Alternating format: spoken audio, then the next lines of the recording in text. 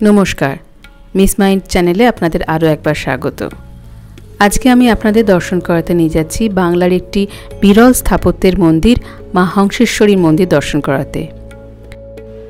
আর সেই উদ্দেশ্যেই আমি বালি স্টেশন থেকে হাওড়া কাটোয়া ট্রেনে চড়ে পৌঁছে যাচ্ছি বাঁশবেড়িয়া স্টেশন। এই বাঁশবেড়িয়া স্টেশন প্রাচীন সপ্তগ্রামের অন্যতম বংশবাটির বর্তমান নাম বাঁশবেড়িয়া। ব্যান্ডেল স্টেশন থেকে মাত্র 4 কিলোমিটার দূরে এই স্টেশনটি।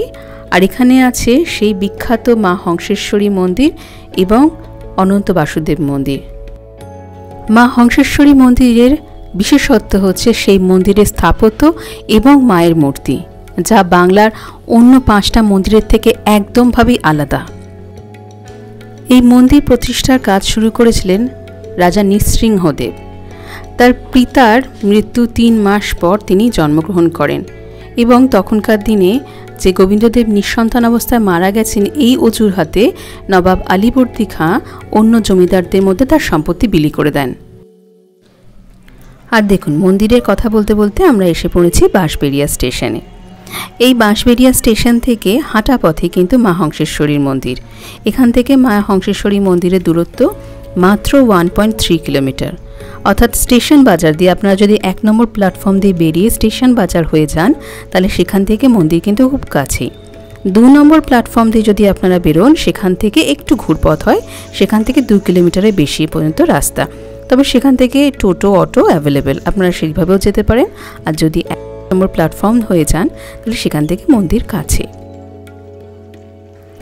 চলুন এবার এই স্টেশন পথে হাঁটতে হাঁটতে আপনাদের মন্দিরের ইতিহাস নিয়ে একটু কথা বলি। এবার নৃসিংহদেব তার শৈশবে খুব আর্থিক দুরবস্থার মধ্যে পড়েন, যেহেতু তার জমিদারি পুরোই চলে যায়। তারপর পলাশীর যুদ্ধে সিরাজদৌল্লার পরাজয়ের পর কোম্পানির শাসন কায়েম হলে রাজা নৃসিংহদেব ওয়ারেন হেস্টিংসকে তার পৈতৃক সম্পত্তি ফিরিয়ে দেওয়ার আবেদন করেন। ওয়ারেন হেস্টিংস নৃসিংহদেবকে তার পিতার সম্পত্তি 24 পরগনা জেলার অংশটি ফিরিয়ে দেন। এরপর তিনি লর্ড কর্নওয়ালিসের কাছেও প্রার্থনা করে আরও 3টি পরগনা লাভ করেন।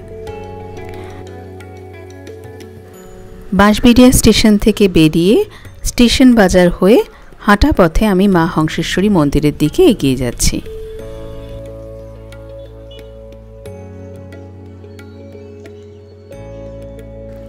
চলুন এবার এই স্টেশন পথে হাঁটতে হাঁটতে আপনাদের মন্দিরের ইতিহাস নিয়ে একটু কথা বলি।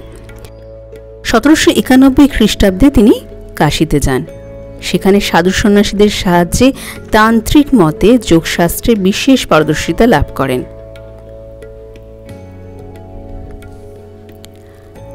আর এই দেখুন, বাঁশবেড়িয়াতে মা হংসেশ্বরীর মন্দিরের সামনে আমরা হাঁটতে হাঁটতে এসে পৌঁছেছি। এখানে কিন্তু পার্কিংয়ের সুব্যবস্থা আছে, 2 হুইলার 4 হুইলারের সুব্যবস্থা আছে, জুতো রাখার ব্যবস্থা আছে, সমস্ত কিছু কিন্তু এখানে জায়গা আছে এবং অনেক বড় জায়গা। আপনারা যারা 4 হুইলারেও বা 2 হুইলারের কাছাকাছি থাকেন, আসতে চাইছেন, তারা কিন্তু অনায়াসে এখানে চলে আসতে পারবেন। পার্কিং চার্জ নিয়ে এখানে পার্কিংয়ের ব্যবস্থা রয়েছে। আর দেখছেন এটি কি সুন্দর একটা মন্দির। দেখে কি মনে হচ্ছে? দেখে মনে হচ্ছে তো ডিজনিল্যান্ড বা ক্রেমলিন চার্চের সামনে আমরা দাঁড়িয়ে আছি। হ্যাঁ, এতে অবাক হওয়ার কিছু নেই। এর গঠনশৈলী অনেকটা এরকমই মনে হয়। আর সেই জন্যই বলেছিলাম বাংলার একটি বিরল স্থাপত্যের মন্দিরের সামনে আপনাদের নিয়ে যাচ্ছি। আর এই গঠনশৈলীর পেছনের গল্পটাও কিন্তু খুব সুন্দর। রাজা নৃসিংহদেব যখন 1790 সাল নাগাদ কাশী গিয়ে সেখানকার সাধক পণ্ডিতের সঙ্গ লাভ করে তন্ত্রশাস্ত্র ও তান্ত্রিক যোগসাধনায় বিশেষ জ্ঞান অর্জন করেন, কয়েক বছর পর তিনি বাঁশবেড়িয়া আবার ফিরে আসেন। তখন তিনি বৈষয়িক ও জমিদারি সংক্রান্ত সমস্ত কাজকর্মে উদ্যম হারিয়ে ফেলেন এবং নিজের বাসভবনের কাছে এই মন্দির নির্মাণ করার সিদ্ধান্ত নেয়।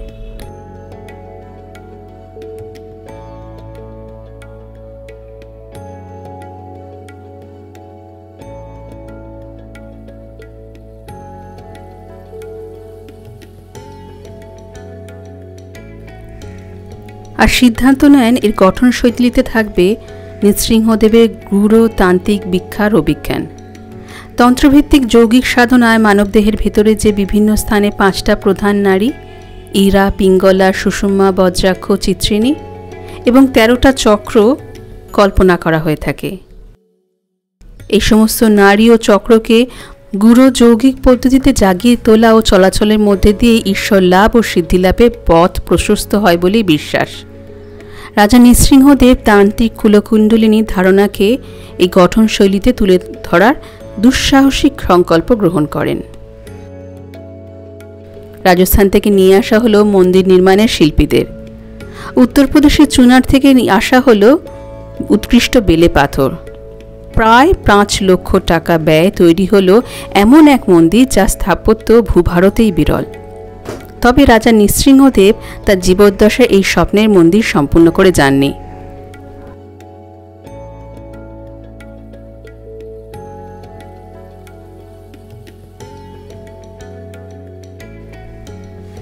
তিনি মারা যাওয়ার পর অর্থাভাবে বেশ কিছুদিন এই মন্দির নির্মাণ কাজ বন্ধ ছিল।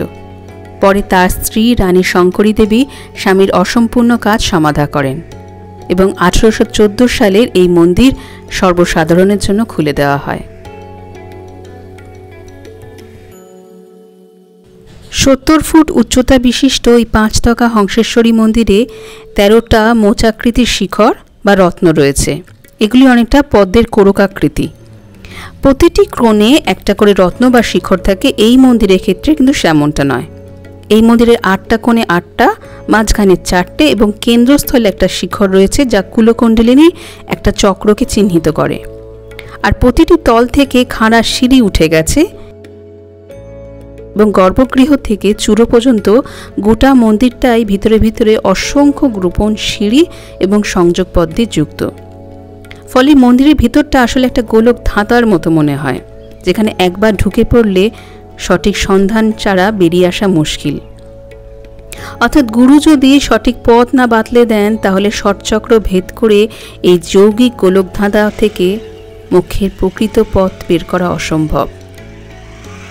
মন্দিরের ঠিক কেন্দ্রীয় শিখরের নিচের তলায় একটি গোপন প্রকোষ্ঠে শ্বেতপাথরের সদাশিব উপবিষ্ট রয়েছেন। যদিও এই প্রাচীন স্থাপত্যকে রক্ষা করার তাগিদে আর্কিওলজিক্যাল সার্ভে অফ ইন্ডিয়ার তত্ত্বাবধানে বর্তমান মন্দিরের উপরিতলে প্রবেশ নিষিদ্ধ। এবার আমরা মন্দিরের ভেতরে প্রবেশ করছি।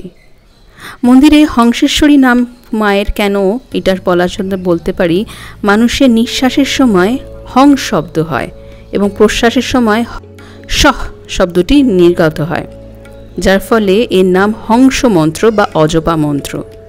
এই মন্ত্র আলাদা করে উচ্চারণ করতে হয় না, মানুষের জীবদ্দশায় নিজে থেকেই ক্রমাগত উচ্চারিত হতে থাকে। তাই হংস স্বয়ং মহাশক্তি কুলকুণ্ডলিনী ভগবতী, আর এই মন্দিরের অধিষ্ঠাত্রী সেই হংসেশ্বরী মা।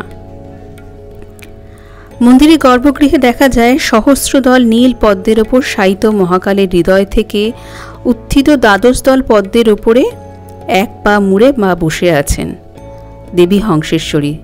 দেবীর গাত্রবর্ণ নীল, বাম হাতে খড়গ ও নরমুণ্ড, ডান হাতে অভয় মুদ্রা ও শঙ্খ। আর এই মূর্তি একদম অন্য রকম। যে মহাদেবের হৃদয় থেকে পদ্ম বেরিয়ে সেই পদ্মের ওপর মা বসে আছেন, বাংলায় এরকম মূর্তি খুব কম, আমার মনে হয় বিরল। আর এখানে মার মন্দিরের অসংখ্য ছবি পাওয়া যায়, ভেতরেই ছবি কিনতে পাওয়া যায়। আরেকটা জিনিস, এখানে প্রসাদের ব্যবস্থাও আছে।